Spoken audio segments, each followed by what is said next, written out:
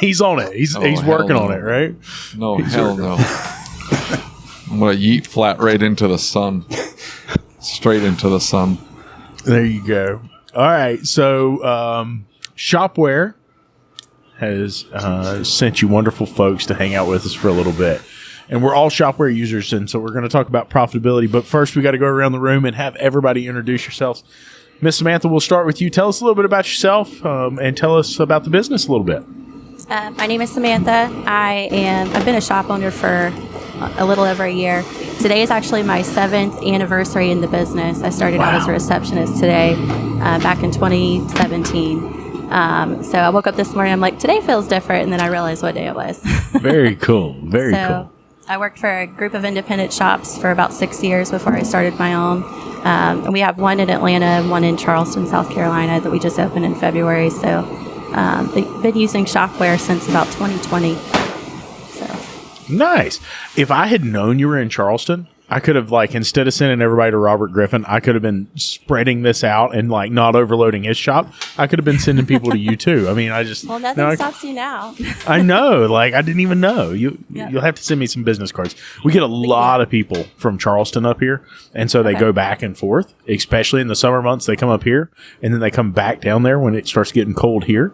And so I'll make sure that I send some of them your way. I love that. Absolutely. John, I mean, do you really need an introduction at this point? Like, you've been on the show, 3, maybe 4 times, and, like, it's always, Has David just... How many times? Yeah, I have. I'm going to look it up. Well, tell us about yourself for those that don't know us. Yeah. So, I'm John White. I'm the owner at Phil's Auto Service. I took over from my dad, actually, fully... the beginning of this year. Process in the making, as Lucas knows, for quite a while. Been at the shop since 2011 full time. Dragged here on the weekends as a kid. When I was younger, didn't like the shop because of that, because that meant, it's summertime. That means go work for free. So now just trying to transition into the role of ownership and keep expanding things, and it's been good. Very cool. Bill, I think everybody in automotive knows who you are. I'll give you a chance to introduce yourself. I'm Bill DeBoer. I have DeBoer's Auto in Hamburg, New Jersey. Is that enough? Very good. How long you been using Shopware, Bill? 2018, April 1st. Very nice. Very nice. Jonathan, I'm going to throw it back to you for a little bit. Oh, what's my introduction? Hi, I'm David Roman. I own a shop in Kansas City. It is for sale.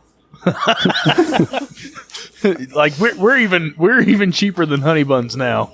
Like, a piece of carrot cake, he'll throw in half the family for it, nothing. All I have to do is sign the debt over to you, and then you do whatever you want with it. Easy. You're done. That's it. Just sign, just swoop, and I walk away. You take all the equipment. You can have this mic. This is an awesome mic. You can have this camera. This camera right here. You can have that. My light, the computers, all of it. It's all yours. Is this not my figurine? The figurine's mine. So I'm taking that with me. So just so everybody knows, David is currently in Done with Care Auto Repair, or Done with Auto Repair. I'm done with auto repair. Number 2. It's Done with Auto Repair South is what we call this. Things are going south quickly. Here's the problem with all this. I find all of you people, I don't know you, Samantha, but Jonathan and Bill, I find you guys crazy. Just nuts. You are crazy. I could go in and tell you that.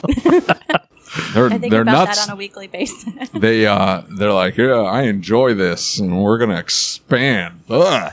Why would you want more of this? More. If you got the right pay plan, David, everything works smoother. The pay plan? That's what makes the difference. The pay plan. Switch to flat rate. Hey, just switch to flat rate. It'll fix all your problems. Listen, there's a shop right behind me. Right behind me. They're like one street behind me, and they're straight flat rate. They're not set up like a shop fix shop, but they are like a traditional shop. It's a big shop. I think the guy's got maybe 10 bays. I think he crossed over 2 million a year. It's a nice shop, not air conditioned, so that's a problem. But the guy can't find help. He can't fill up his base. He's got more cars there than I do, a lot more cars, but he can't find technicians. And would you believe it? He pays flat rate. Can you imagine? People around here have the option of getting paid flat rate or having a set salary and some bonuses and some perks and not having to worry about their paychecks and stuff like that. And they enjoy that. I hate fixing cars. It's not a pay plan thing. The cars don't want to be fixed. They don't want to be fixed. That's what it is. Look, I had a Jeep Wrangler comes in and the coolant reservoir has a little bit of a leak on one of the hoses, and it looks like black death inside of the coolant reservoir. And so we recommend the guy, hey, let's replace the coolant reservoir, put fresh coolant in there. It'll replace this little hose. It'll be great. Wonderful. Like a month and a half later, he springs a leak. Now it's a Jeep Wrangler. Do you think that happens on Jeep Wranglers? Yes, it is a fact of life. It is an absolute certainty. Death, taxes, and coolant leaks on Jeep Wranglers. Absolute. And so he should know this. Coolers are kind of in there too. You forgot those. Yeah, he should know this because he has made owning a Jeep his personality. And so he's got the ducts and the whole thing. Great, whatever. You should know these things spring leaks. And he's emailing me on the weekend, which I absolutely hate. And of course, I'm checking my email. I don't know why. I'm checking my email. I'm checking my email for like shipment confirmations for my constant buying of crap I don't need. So I'm on there and I see this guy emailing me and he's like, hey, you guys touched my cooling system and now I got a coolant leak. A month and a half later, you guys should take a look at this. I think it's something you guys did. Jonathan? That's what I want to get away from. That. Because I didn't do anything wrong. Does this feel normal to you, Jonathan? Does this feel like I just want to point out. I did nothing wrong. It's your junk vehicle. The fact that you don't recognize that it's a junk vehicle makes me want to come through the email and choke the living life out of you, metaphorically. Choke the living life out of you. Bill, you've been on the show before. Was this? I don't want to be like that. I don't want to be like that. I don't want to be. I want to be happy and go lucky and just be like, everything's great. Like Jonathan over here, he thinks everything's great. It's because he went to Shop Fix, bro. It's cool. His wife makes some cookies. He drives a Rivian. That should be me. She makes some awesome cookies. That's what I'm saying. That should be my life. It's not. You know what it is? Dealing with that email and the stupidity of this Jeep. Not the owner. The guy's a nice guy. He got a little douchey. I'll say that. But for the most part, customers are nice. Whatever. They're upset. The car's broken. I get that. He must be from California. I didn't want to make that assumption. I didn't want to make that assumption. You did this on purpose, John. I'm going to check his phone number. I'm going to do it right now because sometimes I think he might be from Colorado, but hold on. He was in Coloradans, like OG born Coloradans. They're awesome. But then one of them got the idea of opening up the entire state for the state of California to just come in. All of them. Just come on in and live here, enjoy our beautiful mountains and our wonderful weather and our great mountain air and all of the scenery. Enjoy it and then ruin the state. I wish I could tell you guys that this is a persona that David puts on for the show. It is not. If you go eat with him, this is the David you get. If you go to town with him, this is the David you get. If you're sitting in a restaurant or in a public space, this is also the David you get. Lucas, why would I put up a front? I'm not a politician. I'm not running for office. Thank God. Oh, my goodness. Okay, now that we got that over and done with, Jonathan, when did you switch to Shopware? Because that was one of the questions. You were with something else when your dad was running the shop, right? Yeah, so actually a couple things. So our writer was using the shop from 2002 to 2018. Okay. In 2018, we moved to Protractor. I don't know if you're if anybody was with RO Writer, they would remember that there was the computer updates that came out from Microsoft that nuked RO Writer every day. And that was kind of the final straw. So then we moved to Protractor.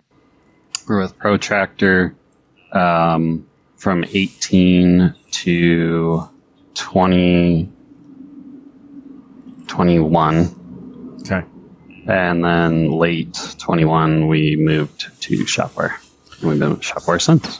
What was the main catalyst for switching from Protractor to Shopware? Because I remember us talking about it, but I can't remember what it was. The customer presentation. Yeah. 100%.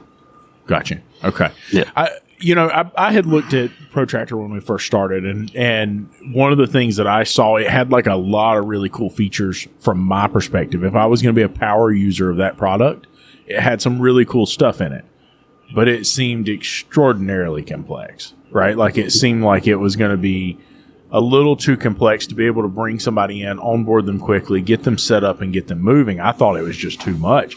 There's some really cool stuff within it, but I don't know that for me it was a good fit. When we talk about that, Samantha, where did you come from? What were you on? Did you start with Shopware or? Yeah, so the company I used to work for, they went from Mitchell to Shopware in 2020. Okay. And during that time, I was segueing from service advisor to the corporate trainer. So I was a part of implementing Shopware and all that good stuff. So I knew it like the back of my hand.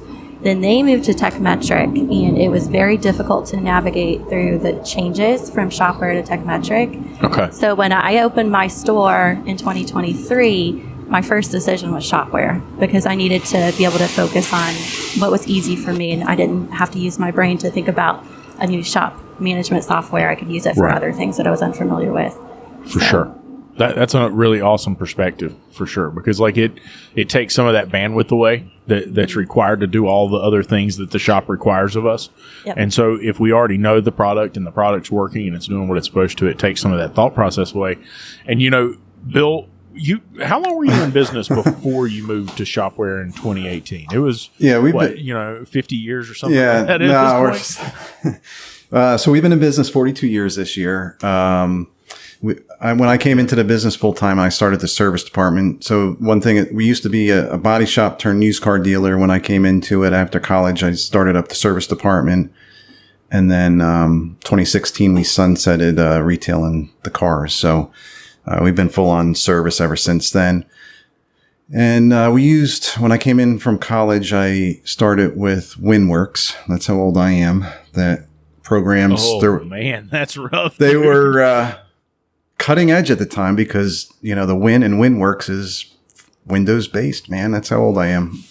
DOS was around when I started. So that was a big advantage to be on Windows versus a DOS machine. But yeah, we ran that, and then we got really, that was right around the time DVI was coming in, right? So 2018, when we made the switch, 2016 to like 2018, we were flirting with a couple different products that integrated, but didn't integrate. If it wasn't WinWorks one day having a problem, it was the other software the next day having the problem, and nothing got done effectively. So, Shopware was just coming out on the scene, and Techmetric wasn't even around at the time. That was their first year, if you remember that. And I think they were free at the time just to get a user base. And, Carolyn, I've been watching the product for those 2 years, and she had really, really taken big leaps with it. And we were fully confident that we could move forward with it and never look back. So very happy users. Amen, brother. And that's around about the same time that I started looking into it. And I think you probably have an interesting perspective, and John probably does too, because we were used to using those conventional matrices, especially when it comes to parts pricing. And so it felt very foreign. I don't know about you, but like when we first started using it, it felt super foreign. And the funny part about it is I could never get it to work right until Monique said, "Would you just stop messing with it and leave it alone?" And I'm like, "What do you mean?" She's like, "Quit changing prices. Just let it do what it's supposed to do. Stop touching it." And so that's when things like actually started to work. And so what was your experience with that? Because that's one of the big things that I hear from people. "Oh, I don't know if I'd like that optimizer." Man, in my shop, it just hits the mark. I don't have to worry about it. What's been your experience? Was it Jonathan? Have you had any issues with it? Has it been either one of you? Yeah, I'm the same way. I had to have Monique. I was one of the complainers, like, this isn't working right. And she's like, well, it's how you have it set up. You're not using it correctly. I'm like, okay, well, then show me. And she showed me. And What were you doing wrong? I created too many of my own exceptions, more or less. Because I was used to having matrices for everything. So that was the big issue, is basically just removing those and only having them for very specific things like batteries, tires.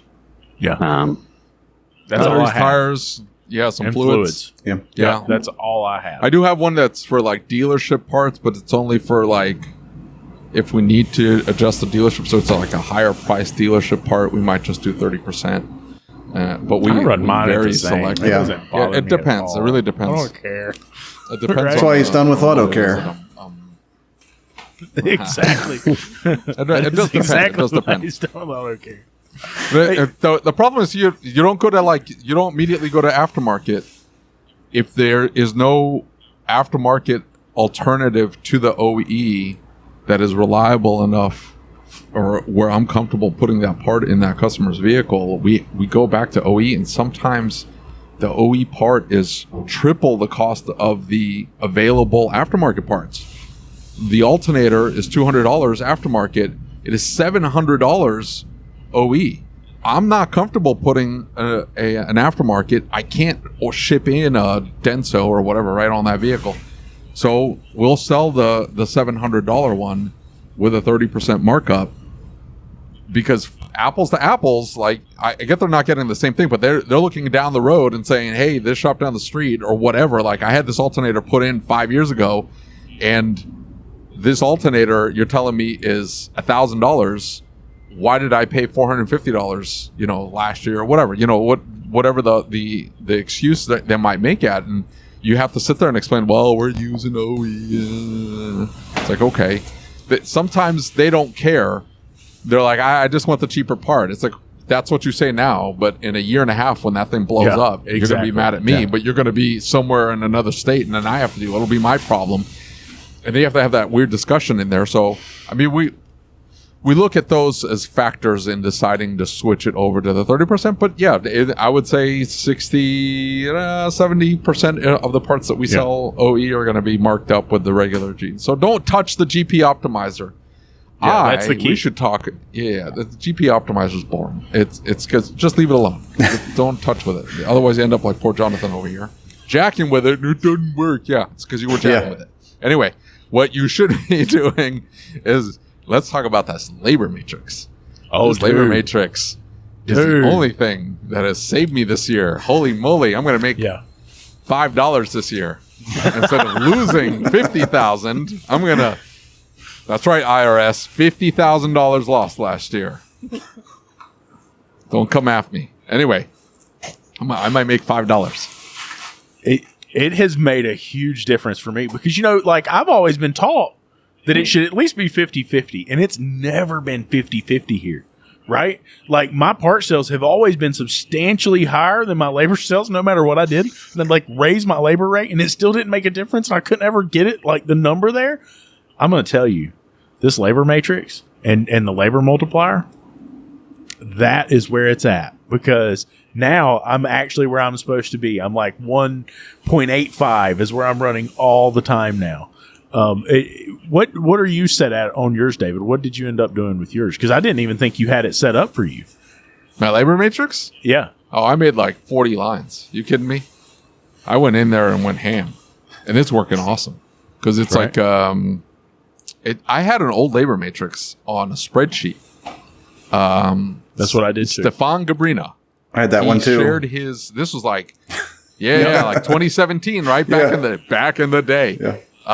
And he shared his, and it was like a 1% increase per 0.1 after 1 hour. So at 1.1, you had a 1% increase. At 1.2, you had another 1% increase. And then that's how, so it would increase across all of the labor times. And as you increased labor times, you had an additional percentage or whatever. And so, I don't even know what's under. I tried to mimic that. Okay. In Shopware. Back in the day, I had to remember to go, oh shit, I'm supposed to labor matrix this engine job. For sure. Yeah. For No, sure.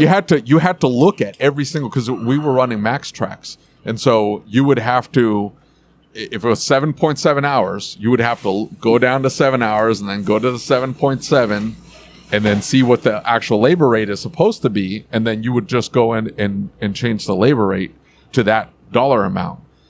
But you did that with every single job. This doesn't do, you don't have to do any of that. It does it per job, depending on the job. And so that fluctuates the price of every single job, but it reflects the labor time in there to make it, because it's a higher labor time. It's a more complicated job. It carries a higher labor rate.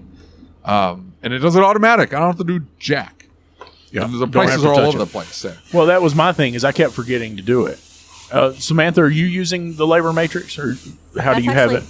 So my strategy this year was to just get market share. So we've kind of got some fluctuating labor rates already, but we haven't implemented it through Shopware. It's just been more manual. So that's actually on my chopping block this month, is to raise our rate and then start doing the matrix with the labor rate as well, because we don't want to look like the most expensive shop. I am the most expensive shop in my area. Right. But there's certain, like loss leaders or more sensitive priced services that we're taking somewhat of a hit on, so that our reputation isn't like, oh my God, they charge $500 for an air filter. Right. Nobody knows what an oil pan gasket should cost, but they do have an idea of what an air filter should cost. So we're just kind of keeping that strategy in mind. But now that I have so many customers and we built a base, we're moving towards a more profitable labor guide. For sure. Well, and I don't know about you guys, but that's one of the things that I had to work through, starting out, was that I've got a lot of shops in my area that are $45 an hour, and I'm never going to be able to compete with that. And one of the things we've talked about here recently, we had Chris Cotton on the other day, and he was talking about tires, and I kept trying to compete solely on price with tires, and I'm never going to be able to do that, right? Because discount tire, and I didn't understand there were programs that I could get on where I could make more money on the tire in the backside, and that I could be getting a credit per tire from the tire manufacturer. So I was trying to compete in a realm where it didn't make sense. I was never going to be able to compete, and we see so many shop owners do that, right? They approach this from, I just need to compete across the board. And so when I started breaking out and having multiple labor rates, that's when everything changed for me, because now I can train my staff, and they say, hey, listen, that's a European car. It needs the European labor rate. Oh, that's a diesel. It needs the diesel labor rate. And so it really helped balance that effective labor rate. And one of the things that we did is we went in and we really built a lot of categories, so they could start putting things in categories. And what I found is the biggest issue that I had in my shop. And even though everybody says you go to charge for testing, charge the hour for testing, charge whatever you've got in the testing, when I go back and I look at the testing category in reports and analytics, I wasn't making money on it, right? Because my gross profit per hour was in the tank. There was no money there. And so I've found so much profitability in my business just through labor rate optimization and making sure I have the right labor rate for the right job. How many labor rates are you running, Samantha? Currently we've got, I actually haven't counted. I've got a Euro rate, an Asian domestic rate, I've got a maintenance rate, I've got a tire rate, oil change rate, and then an extended warranty rate. So I've got 6. Yeah. Not including obviously the employee costs and stuff like that. It's a different rate too. But yeah, just depending. What we focus on is GP per labor hour. Yes. So if I land at the right target on GP per labor hour, I know I'm good. If we land low, then I know I've got an issue. Yeah. So, there's different ways to skin the cat, obviously. But, if I'm doing an engine job, even at the highest rate, sometimes that GP per labor hour is going to be really low. So we'll bump the labor rate up to offset that, to make sure, if we do get this job, sometimes we don't want them, then it makes sense for us. Absolutely. And dude, I'm telling you what, that is exactly what I'm doing in my shop now. And that's when things kind of started turning around for me. Now, I'm bad to try and bring stuff back down. Like, if I start getting way up over my GP per hour target, I'm over here like, I see Bill cringing. Like, he's in the little bottom box over here. He's like, what is he doing? You know, I want to tell you right now, like, that is one that I've got to watch, is I can't cut it back down too far. But GP per hour has been life-changing for me, especially knowing what my shop's target needs to be based on the productivity that we have right now.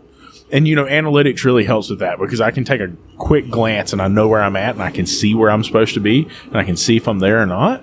But GP per hour was life-changing for me. Bill, what are you using to track? Because you got a lot of experience with a very profitable business. Are you using GP per hour? Are you using percentages? Yeah, so we use GP per hour for everything. We have a checklist for all our advisors to go down before they brief with the shop foreman on every ticket before they call the customer. We make sure everything's in line, and that's part of it. Okay. So we look at GP per hour. We've probably got, same like Samantha, a number of different labor rates. We tier them off, not only in those that she had mentioned, but we're in the Rust Belt here. So we got a 10-year and a 15-year. We got a fleet rate. Well, that's a good idea. Yeah. So, like, you know, manufacturers stop carrying parts on 10-year-old vehicles, and then 15-year-old vehicles get even tougher to find parts for, especially if they're not a major manufacturer. So we charge an extra rate for that. A lot of extra research goes into those estimates and stuff. So, but yeah, GP per hour, and then just keep an eye on that. And then we just follow the gross profit day in and day out. Make sure that we're covering our overhead and outrunning it, you know. Simple business stuff. For sure. The when you look at analytics, go ahead. Well, I was going to say, like, and I don't. Well, I think we've got a delay between us because it's throwing us all off. I got some serious rural internet out here, so sorry about that. Right. You know, back in the day, and I don't remember if they had the optimizer when I started or if they rolled it out, but I remember we were having issues, probably similar to what Jonathan was dealing with, but we were on all our oil change kits. They were way off. And then I met up with Carolyn at Ratchet and Wrench one of those early years. And I said, look, we got something crazy going on here. And then she did a data dump on all the part stuff and took it off and spent about an hour on it, came back.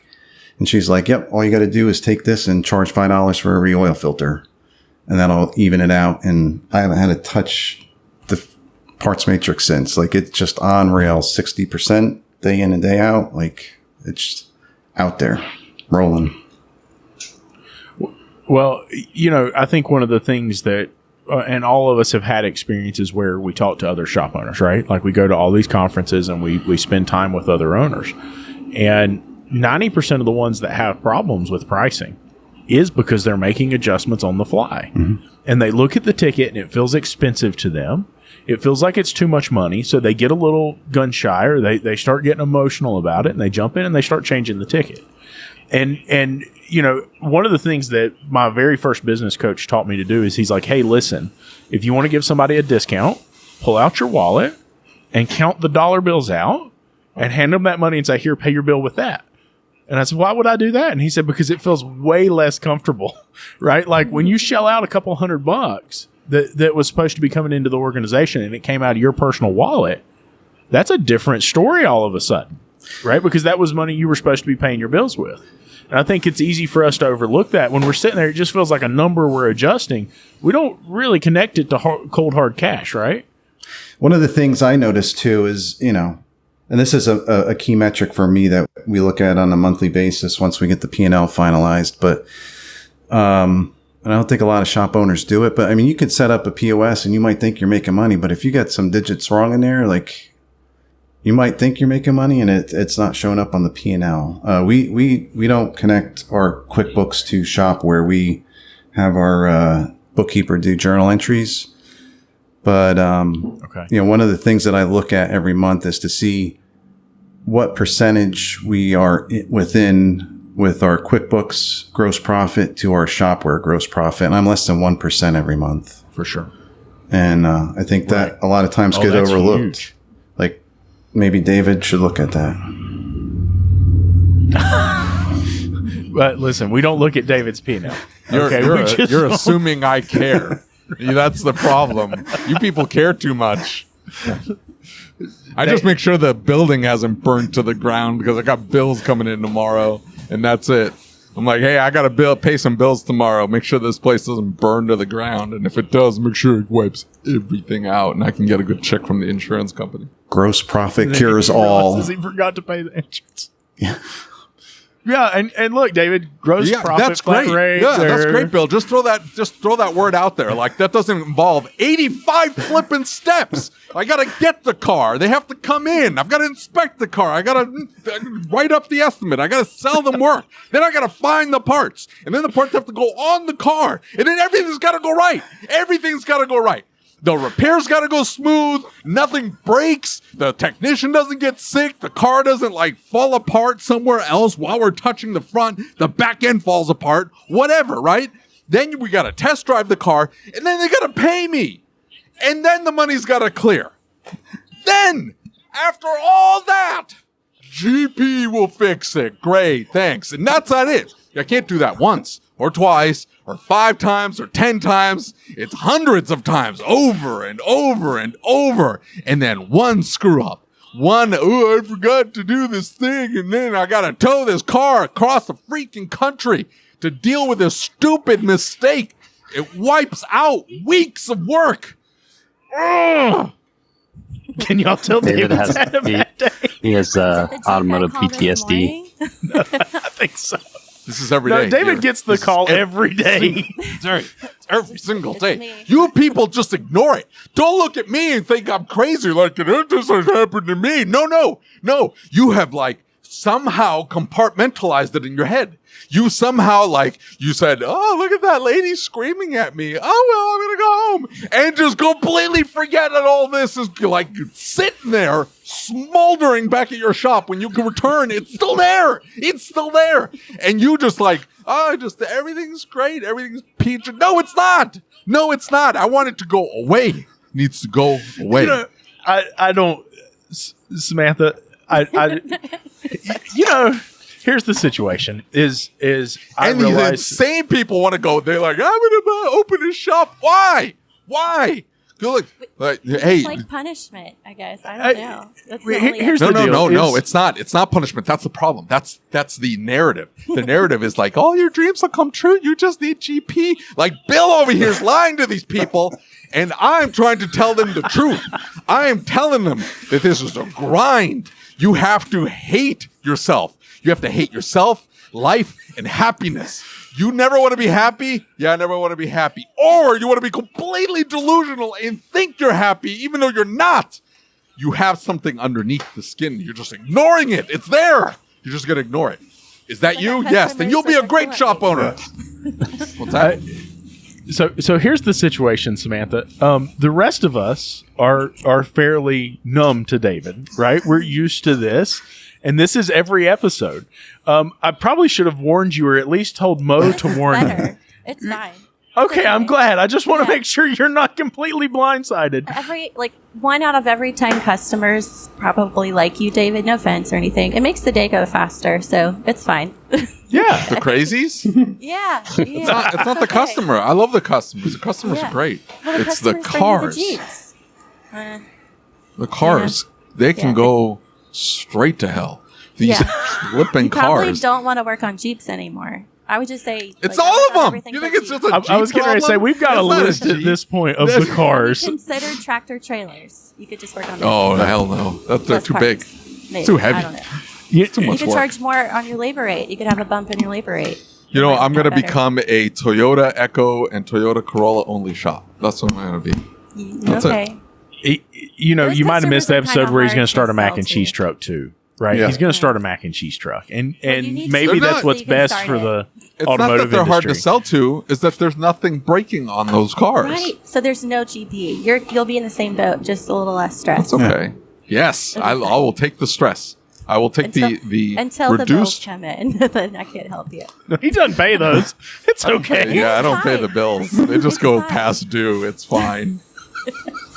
You just need to get somebody to come in and manage your stress, and you go get a boat, and it'll be fine. Jonathan needs to come buy me out. He's close enough.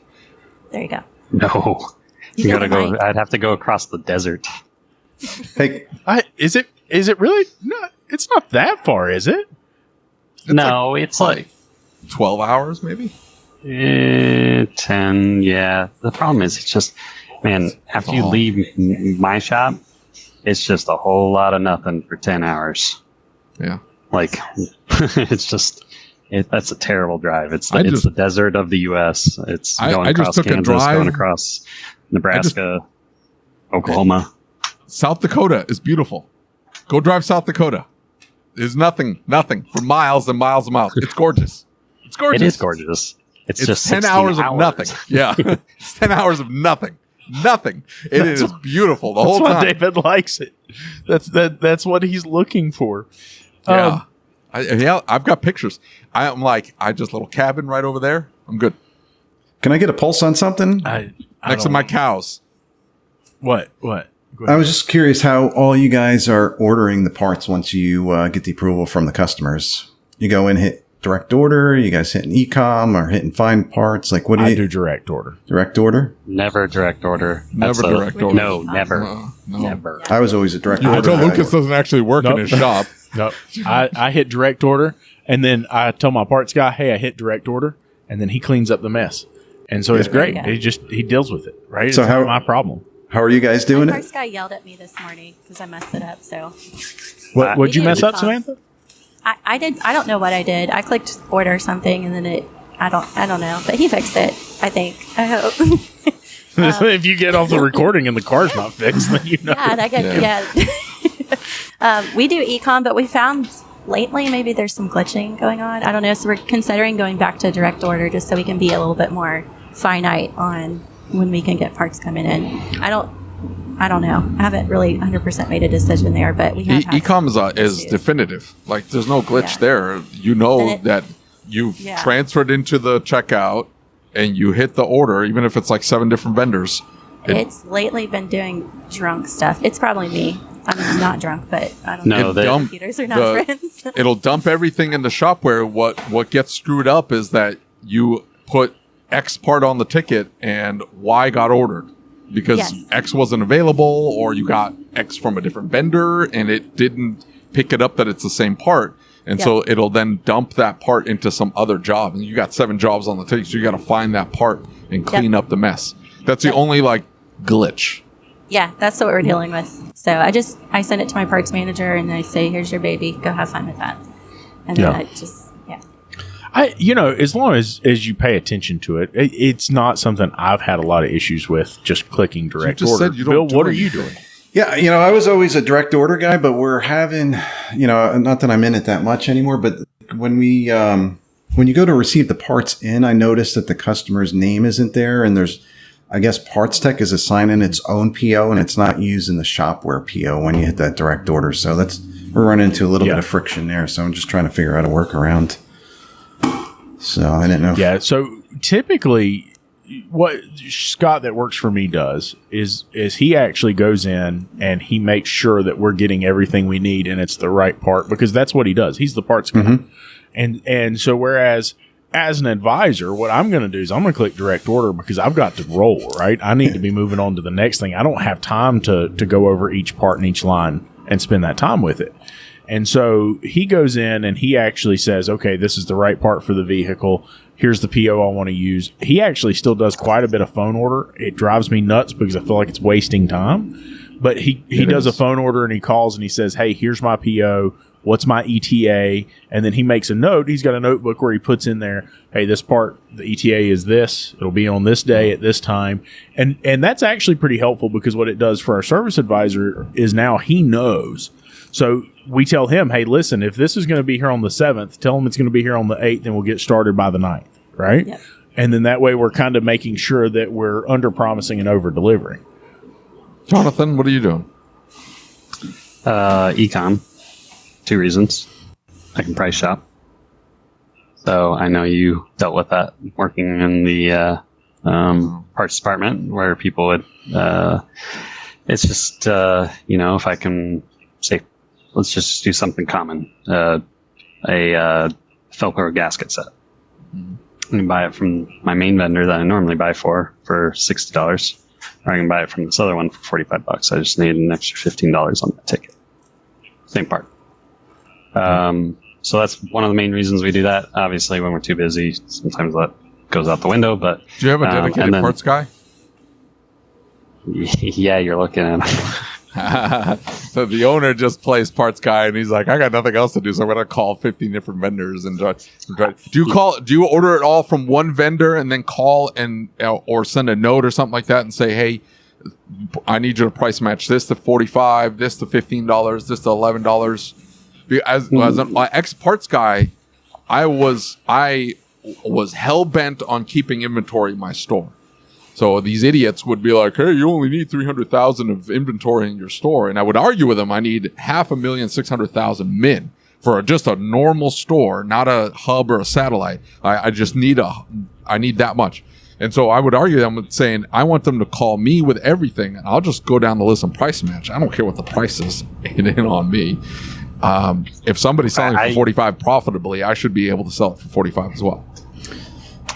I don't usually call to price match. I just if I just don't have that time. Yeah. People that have dedicated parts houses, people do. But I mostly just order it through ecom. I don't have right now a vendor that I have a perfect relationship with. I just lost my longtime outside sales rep for my main vendor that I'd always used. Yeah. And the ownership changed, and I'm not super impressed with it. So I'm at the I have the ability to basically order from anyone. So especially on those like Shopware gaskets or things that are everybody carries it. Yeah. I just get it from whoever's gonna be cost effective or get it to me the fastest, because the amount of I have a big shop, 11 bays, 6 techs. So realistically, it's who has it more so than who has the best price that matters for me. Mm-hmm. But so when we actually order it, we put in the RO number and then the name of the tech. The reason that we do that is so that when it comes in, it gets checked on our delivery shelf, which is literally right over there. It's right next to my advisors. It gets checked, make sure the part's new, hasn't had parts stolen out of it, the things that we run into. And then from there, it gets dispatched to the tech. The reason you put the tech name on there is it makes it really easy to know that it goes to whatever tech. Obviously, the smaller your operation is, the less important that is. The bigger your operation, more important it is to have that clear, concise information. If you're in a smaller shop, like I have 4 bays, so I don't have the luxury of space, and I don't have the luxury of having extra people. So if the parts are not all there, and that tech starts that job, and we are missing something, we just tied up a bay, a tech. Yeah. We just caused chaos. So we have a guy that's supposed to. He's still working on the accomplishment of this, but he's supposed to make sure that all the parts on that ticket have arrived, that he puts it together. It doesn't get necessarily assigned to a tech because we're not flat rate, so we assign the next car to whoever can do the job and is available. So they get the car. And so it gets tied to that RO, bunched together, put aside, and when everything's here and then we have a tech available, then it gets assigned to them. All the parts get pushed off to that car.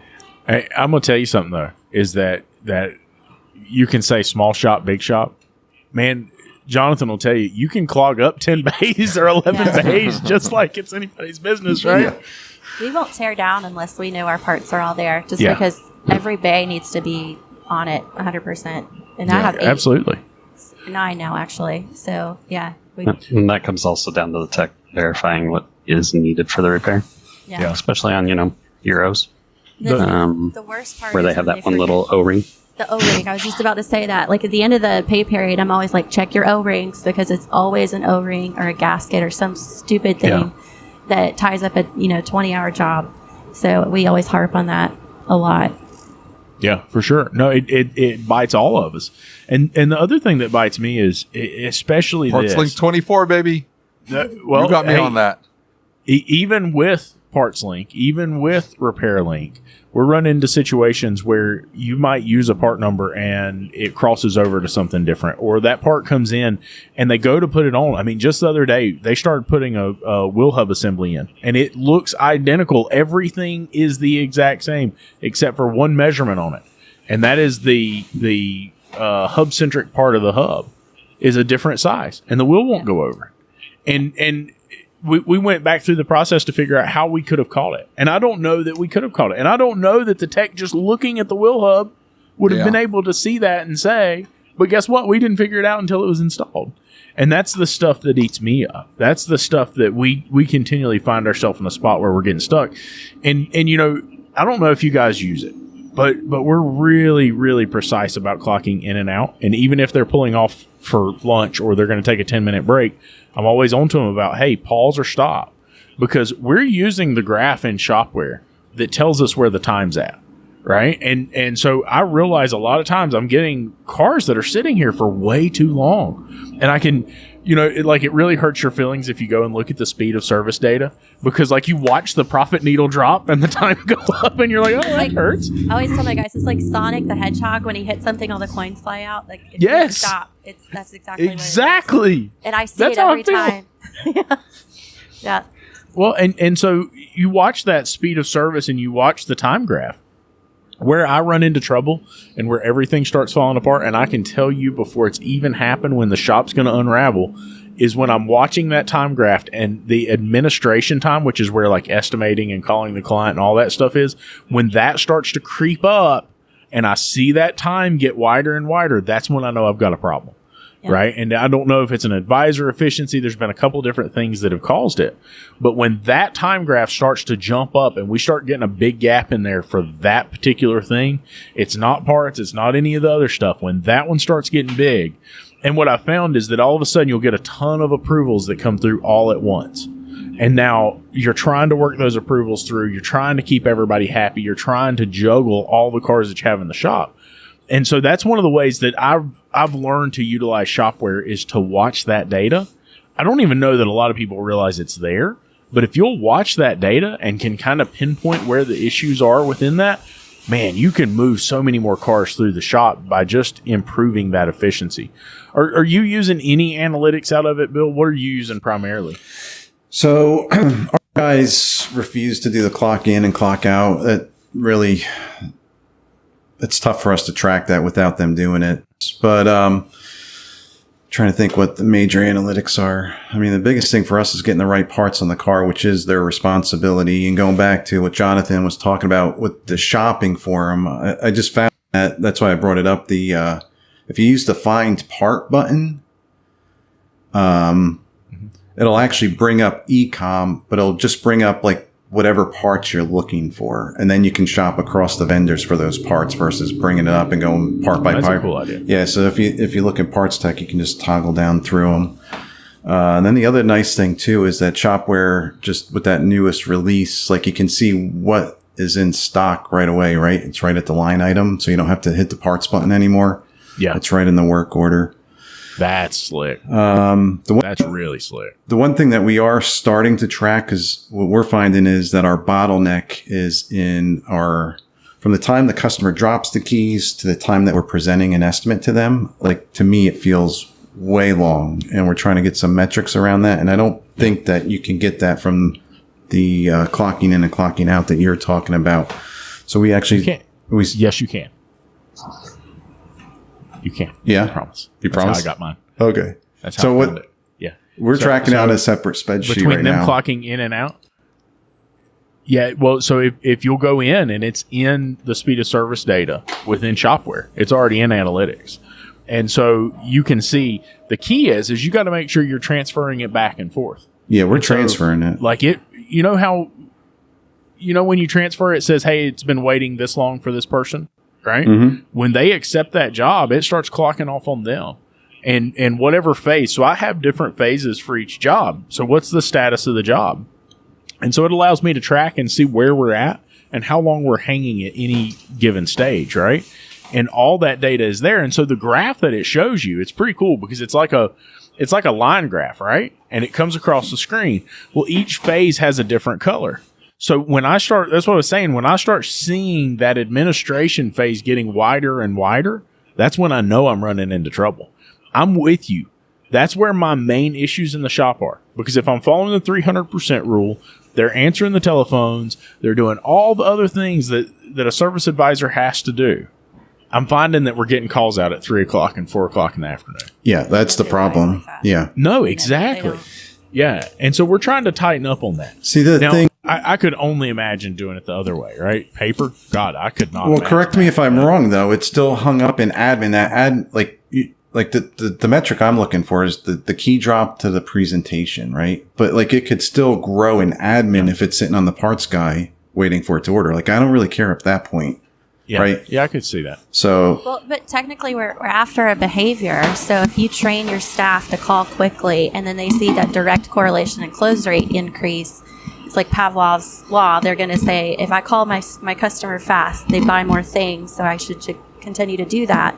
So even if we can't track it in analytics, consistently down to like between the call and waiting on parts, you could at least say, hey, close rate has increased. They're selling more work.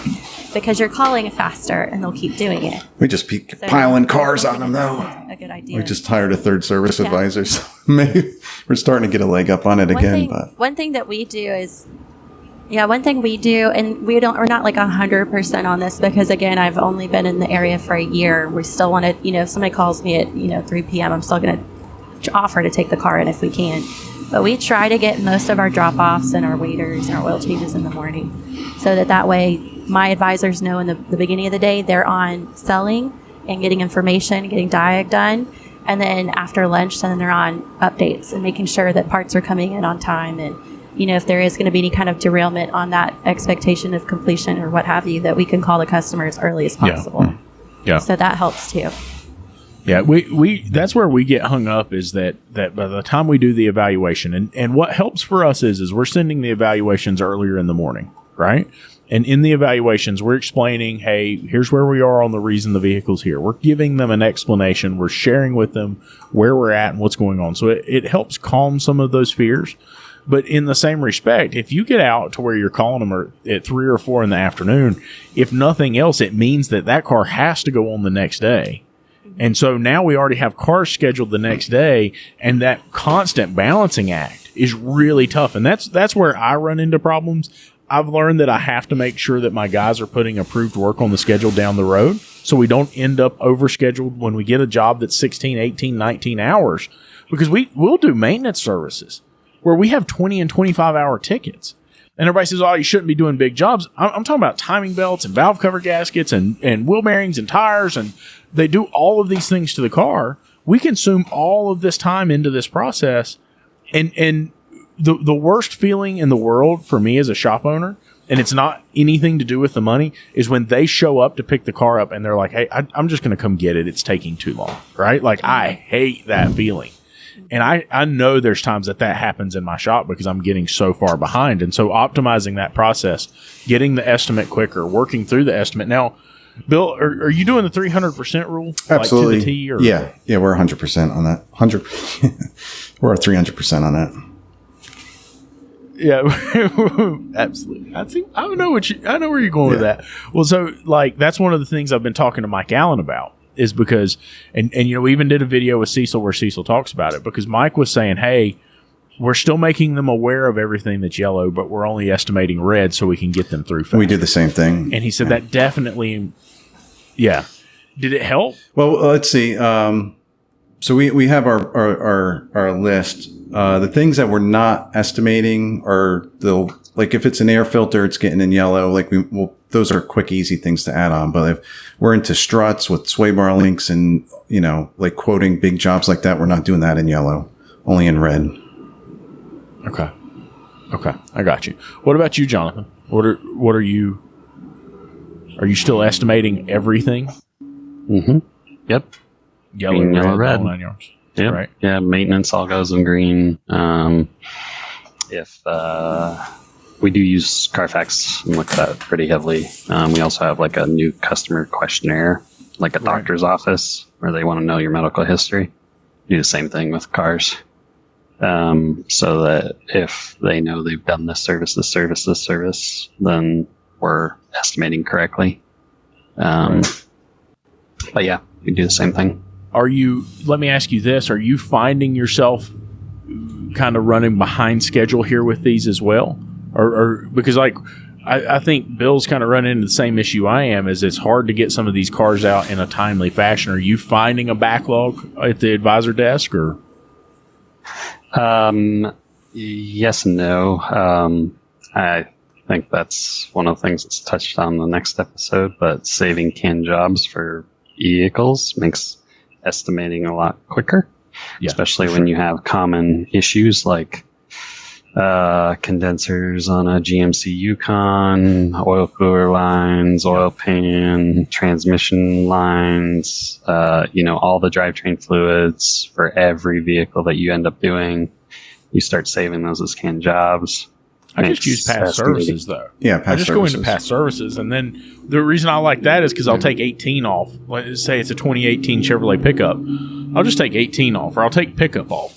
And then I know those off the top of my head, kind of where I cross at, and if I have parts that don't work for a specific vehicle. So that's really how I use past services. Yep. Yeah, I mean, it works basically the same. The one thing when you do it as a can job, you can actually set like a year range. So we know that the GMC Yukon, it runs from this range to this range is always this part. Yep. And you can actually save the can job where it'll update the year ranges from this to this. Same like Subaru differentials, like for CVT, front diff service, rear diff. It's always this price from this year range to this year range. And so you can actually save it, and then it will know that from this year range to this year range, it always applies. Yeah. Well, and one of the things that I said in that class that we did at Ratchet and Wrench when we met in Colorado, one of the things I said about that in that class is, hey, if you'll spend the time to avoid those little mistakes, right? Spend the 5 or 10 minutes to make the can job now. And we always say we don't have time to do that. But that's where that additional profitability and time comes from. If you'll spend the 5 minutes now, you'll save 50 hours over the span of a year because you didn't have to go rebuild it every time, or you didn't have to go look up and see if it's the right part. So that's a really good point. Anybody else have anything to add before we finish up here? You guys are nuts for having to call customers. I don't call anybody. They call you on the weekend. Yeah. Yeah. They email him, they call him, they leave him voicemails. He calls them back. He dad voices them until they cry. If you can reach out to me on the weekend, I will not call you back until business hours. I don't want my customers to be trained that I'm always reachable. Yeah. So. I try to make it. Yeah, Lucas, nobody wants to hear from you. In the past, I've done it. But, I don't. Yeah. I try not to contact them. If they call, I don't call back. If it's a call, a text message, I try to ignore it unless it's an emergency. This guy just caught me just at like a wrong moment. I'm about to go to bed. I don't want to deal with this. I just want to shoot him back a quick email. And I essentially told him, like, you can go to the parts store and fix this yourself. You seem to do some other work on yourself. He's got a bunch of junk on his vehicle. Whatever. Anyway, my ARO is up 31% this year. Nice. I don't call a single customer. Good presentation.